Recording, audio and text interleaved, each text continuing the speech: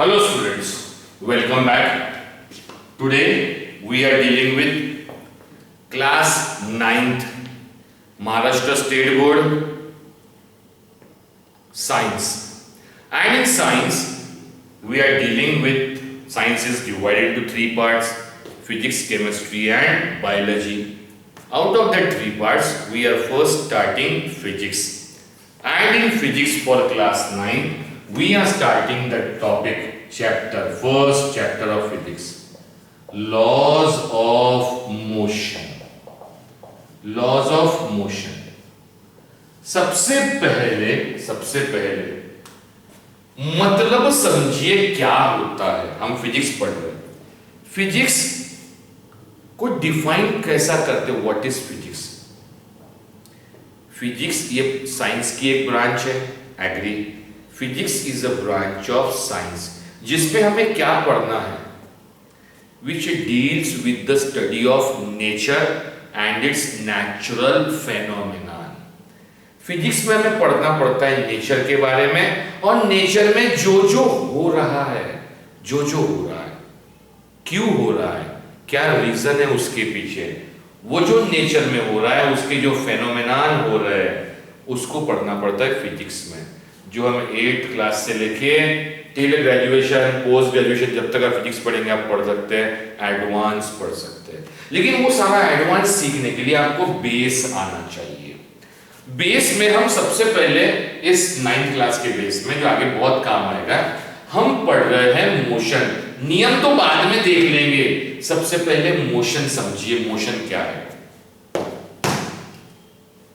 अब अगर मैं यही खड़ा हूं, क्लास खत्म हो गई, मैं कहीं जा ही नहीं रहा हूं, जहां का वही खड़ा हूं, तो मैं कहलाऊंगा स्टेबल।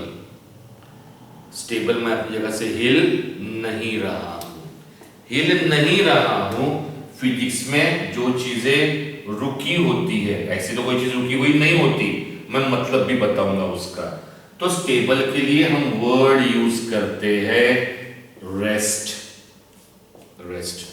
और अगर मैंने चलना चालू किया, तो चलना चालू किया ये कैसे मालूम चला, मैं यहां खड़ा था, यहां खड़ा था, बोर्ड के इस कॉर्नर पे खड़ा था, ये मेरी पोजीशन थी, यहां पर खड़ा। जब मैं यहां से यहां गया तो मैं चला मतलब क्या हुआ, मेरी पोजीशन चेंज हुई, मेरी पोजीशन वहां से यहां। जब भी किसी बॉडी की पोजीशन चेंज होती है, जब भी किसी बॉडी की पोजीशन चेंज होती है तो हम कहते हैं वो बॉडी किस में है, मोशन में। So how will you define the motion? The change in a position of a body. The change in a position of a body is known as a motion. Position change हो गई मतलब body motion में आई, और position नहीं change हो रही मतलब body rest में है। इतना सिंपल मतलब है। लेकिन जब मैं चल रहा हूं यहां से जब मैं आगे जा रहा हूं तो मुझे तो कोई धक्का नहीं दे रहा है, मैं जा रहा हूं तो मुझे बिना धक्का दिए मेरी पोजीशन चेंज हो गई। अब मैंने ये पेन रखा यहां पर, ये पेन मैंने रखा यहां पर, या तो फिर ठीक है यहां पर, आपको यहां बोर्ड दिखता है इसलिए यहां पर रखा। अब मेरे में और पेन में फर्क क्या है? मैं एक लिविंग ऑर्गेनिज्म हूं, लिविंग बॉडी जिसमें जान है। Pen is a non living organism, dead body. Living को चलने के लिए किसी बाहर से धक्का देने की जरूरत नहीं है, वो अपनी ताकत से चल सकता है। हम इस चैप्टर में लिविंग ऑर्गेनिजम्स को डिस्कस नहीं कर रहे हैं, हम नॉन लिविंग। अभी पेन यहां रखा है, और मैं चाहता हूं कि ये पेन मोशन में आए। मतलब इसकी पोजीशन चेंज हो, और मैं राह देख रहा हूं, हो रही है कि पोजीशन चेंज नहीं हो रही है। तो किसी ऑब्जेक्ट की पोजीशन चेंज करने के लिए क्या करना पड़ेगा? इस पेन को अगर मुझे आगे धकेलना है तो मुझे इसको धकेलना पड़ेगा। ये धकेला मतलब क्या लगाया मैंने? फोर्स। तो किसी भी बॉडी का मोशन होने के लिए किसी भी बॉडी का मोशन होने के लिए जिम्मेदार कौन है? Who is responsible? तो किसी भी बॉडी का मोशन होने के लिए रिस्पॉन्सिबल है फोर्स। Force is responsible. ये हम आगे भी पढ़ेंगे चैप्टर्स में। अब हमें पढ़ना है मोशन। तो मोशन हम लाइफ में, रोजमर्रा की जिंदगी में हम मोशन कहाँ कहाँ देखते हैं? तो सवेरे उठिए, अब हम सभी ऑर्गेनिजम्स ले रहे हैं, लिविंग नॉन लिविंग नहीं, हमारे प्रैक्टिकल लाइफ में लिविंग ले रहे हैं। तो बताइए मोशन कहाँ दिखता है हमें प्रैक्टिकल लाइफ में, लिविंग में? तो सवेरे उठे, बाहर निकले, पंछी आगे जा रहा है, पंछी, चिड़िया ये आगे मूव कर रही है, तो चिड़िया इस जगह से आगे गई, मतलब इट इज इन मोशन, क्योंकि उसकी पोजीशन चेंज हुई। आप रेलवे स्टेशन पे जाइए या आप रेलवे ट्रैक के बाजू में खड़े रहिए जहां पे गेट लगा हुआ है, एनक्लोजर, रेलवे का गेट है। कुछ देर बाद हमें दिखता है कि गाड़ी आ रही है। पहले गाड़ी लेफ्ट में थी, लेफ्ट से कहां गई? राइट में। मतलब गाड़ी किस में है? मूविंग अ ट्रेन। ट्रेन जब मूव करती, मतलब ट्रेन किस में है? मोशन में है। अगर आपके घर के पास में कोई एयरपोर्ट होगा या हम आसमान में देखते कई बार, तो प्लेन मूव करता है, तो प्लेन इज इन मोशन। तो ये रियल लाइफ में, प्रैक्टिकल लाइफ में जब चीजें अपनी पोजीशन चेंज कर रही है। इस चैप्टर में हमें क्या पढ़ना है कि जब चीजें अपनी पोजीशन चेंज करें, जब चीजें मोशन में आए, तो मोशन में आने के क्या नियम है, किन नियम को फॉलो करेंगे, क्या रूल होते हैं जिसके कारण बॉडी मोशन में आती। एक और मोशन है, अब ये डेड है, डेड ऑब्जेक्ट है, ये आगे नहीं जा रहा, ठीक है, क्योंकि ये फोर्स नहीं लग रहा। लेकिन यही डेड ऑब्जेक्ट मैंने ऐसा रखा, ऐसा, अब इसे फोर्स नहीं लग रहा, उस धक्का नहीं दे रहा हूं, छोड़ दिया, अब तो ये बॉडी मोशन में आ गई। जब ये बॉडी मोशन में आई, लेकिन जो नॉन लिविंग बॉडी है उसको मोशन में आने के लिए फोर्स की जरूरत है। मतलब ये पेन को जब नीचे लाया तो इसके ऊपर किसी ना किसी ने फोर्स लगाया होगा। किसने लगाया होगा? तो सबको आंसर मालूम है, अर्थ ने लगाया होगा। और अर्थ ने कौन सा फोर्स लगाया? ग्रेविटेशन। तो नीचे जाने का तो नियम मालूम है, ड्यू टू ग्रेविटेशन। लेकिन अगर ये पेन को मुझे आगे भेजना है तो उसके क्या नियम है? दैट वी हैव, आगे भेजना है, पीछे करना है, तो मोशन में आने के क्या नियम है, that we have to study in this chapter. लेकिन वो पढ़ने के पहले कुछ टर्म्स आपको मालूम होनी चाहिए, और उन टर्म्स में सबसे पहला मैं लिख रहा हूं डिस्टेंस। क्या मतलब होता है डिस्टेंस का, और क्या मतलब होता है डिस्प्लेसमेंट का। और जब आपको ये दोनों के मतलब जानना है, इन दोनों के मतलब जानना है, तो आपको एक और मतलब सीखना पड़ेगा इसके पहले। वो सीखना पड़ेगा स्केलर क्वांटिटी। क्या होती है स्केलर क्वांटिटी और क्या होती है वेक्टर क्वांटिटी। ये दोनों जानने के लिए ये मालूम होना जरूरी है। और अगर ये जानना है तो इसके लिए तीसरी बेसिक चीज मालूम होनी चाहिए, और वो है फिजिकल क्वांटिटी। फिजिकल क्वांटिटी ये मैंने 8 में भी सिखाया, दोबारा सिखा रहा हूं। फिजिक्स में हमें कौन सी क्वांटिटी की जरूरत पड़ती है? फिजिक्स में हम किन के बारे में पढ़ते हैं? तो फिजिक्स में हम जिन क्वांटिटी के बारे में पढ़ते हैं उन्हें कहा जाता है फिजिकल क्वांटिटी। लेकिन फिजिकल क्वांटिटी क्या है सर, हमें कौन सी क्वांटिटी पढ़ना है, वो क्या है फिजिकल क्वांटिटी? तो बड़े आसान शब्दों में बता रहा हूं। जितने लोग बच्चे बैठ के मेरा वीडियो देख रहे हैं, अगर मैंने उनसे पूछा उनका वजन कितना है, वेट, तो किसी का 30 किलो, 35 किलो, 40 किलो वेट होगा। मुझसे पूछा जाए तो मेरा वेट मैं कहूंगा 85 kg। तो मैं मेरा वजन गिन सकता हूं?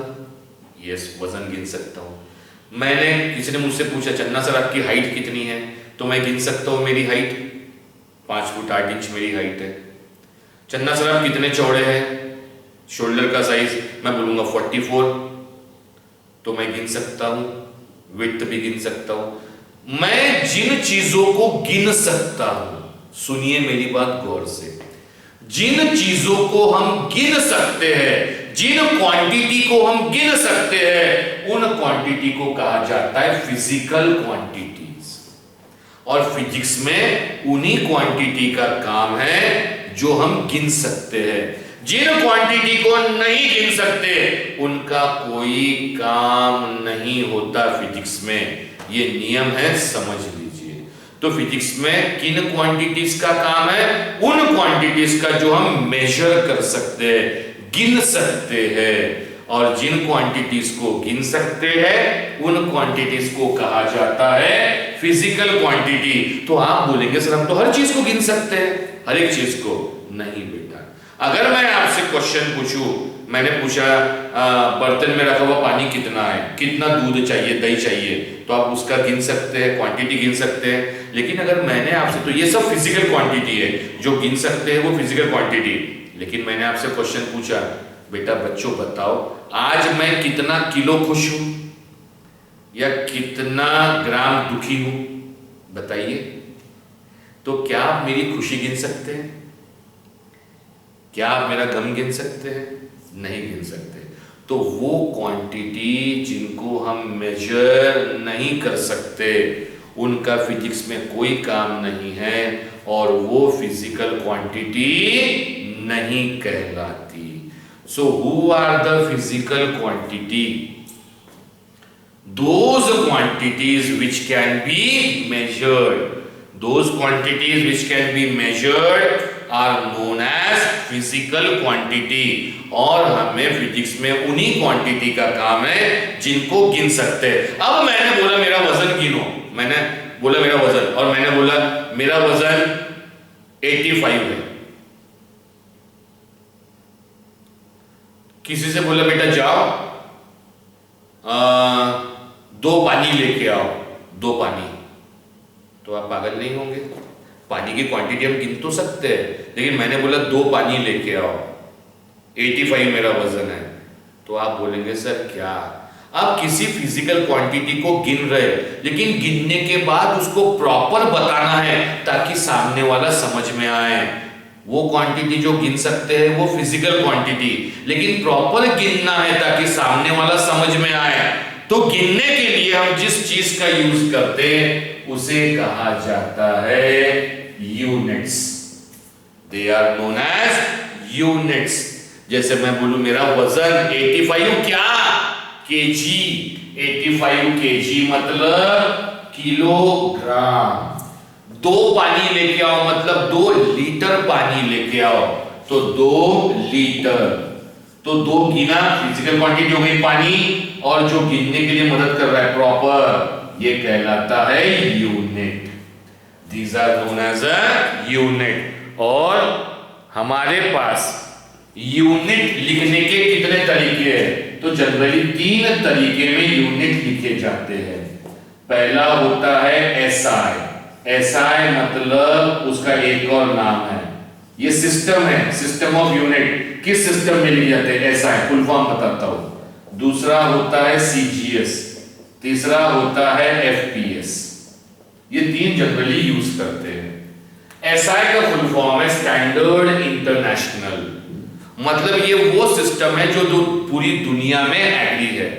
पूरी दुनिया में अगर मेरा वजन किसी ने नागपुर में पूछा, मैं बोला 85 केजी, तो नागपुर वाला भी समझ जाएगा। और अगर मैं अमेरिका गया और वहां किसी ने पूछा चन्ना सर आपका वजन कितना है, मैंने कहा 85 केजी, तो वो भी बंदा समझ में आया। तो किलोग्राम ये यूनिवर्सल यूनिट हो गया, स्टैंडर्ड इंटरनेशनल, पूरी दुनिया में मान्यता प्राप्त है। तो वो यूनिट जो एसआई है उसका एक और नाम है एमकेएस, मतलब वो यूनिट गिनते किसमें? M stands for meter, K stands for kilogram, metre मतलब डिस्टेंस को मीटर में गिनते हैं। कोई भी डिस्टेंस, मेरी हाइट भी एक डिस्टेंस है, तो every distance, every length is measured in metre. Kilogram वजन किसी का भी, और टाइम गिनते हैं सेकंड में। दूसरा सिस्टम होता है सीजीएस, सेंटीमीटर ग्राम सेकंड। ये कहां देखते हैं प्रैक्टिकल लाइफ में? बाजार में सब्जी लेने गए, हमने कहा 1 किलो सब्जी देना, तो उसके पास जो वजन होता है उसके ऊपर 1 kg लिखा होता। लेकिन अगर हमने सब्जी बोले भैया आधा किलो देना, तो उसके वजन पे आधा किलो लिखा नहीं होता, उसके वजन पे लिखा होता है 500 ग्राम। तो ये ग्राम आ गया, सीजीएस यूनिट सेंटीमीटर, कोई भी लेंथ को सेंटीमीटर में, वजन को ग्राम में, टाइम को हमेशा सेकंड में गिना जाएगा। ये तीसरा सिस्टम, इसे कहते हैं foot. P stands for pound, foot pound second. ये कहां गिनते हैं फुट? तो आपकी हाइट गिनते हैं, मेरी हाइट मैंने बोला 5 फुट 8 इंच आ गया फुट में। पाउंड कहां गिनते हैं? तो जब भी जनरली बच्चे पैदा होते हैं, न्यू बॉर्न बेबी है, तो उनका वजन जब गिनते हैं, जब डॉक्टर या नर्स आके बताती है, तो वो ये नहीं बताती 2 किलो का बच्चा हुआ, 3 किलो का बच्चा हुआ, 1 किलो का बच्चा हुआ, वो ये नहीं बताती। वो बताती है 4 पाउंड का बच्चा हुआ, 4.5 पाउंड का बच्चा हुआ। तो she used to tell in the pounds. तो वो वैल्यू, वजन जो पाउंड में गिना जाए, उस सिस्टम कहा जाता है फुट, पाउंड, और time is measured in second. हम अपने इंडियन लाइफ में, हमारे फिजिक्स में जब पढ़ेंगे, अब तक 10 तक 12 तक, तो हम सिर्फ 2 ही सिस्टम यूज करेंगे, MKS और CGS। तो आइए फिर से एक बार, वो क्वांटिटी जो गिन सकते हैं, फिजिकल क्वांटिटी, प्रॉपर गिनने के लिए जरूरत पड़ेगी यूनिट का। जो नहीं गिन सकते उनका फिजिक्स में कोई काम नहीं है, जिंदगी भर के लिए याद रखिए। तो अब हमने गिनना है डिस्टेंस और डिस्प्लेसमेंट, और ये गिनेंगे हम लोग कल, क्योंकि मेरी नेक्स्ट क्लास है। Anyway, thank you very much.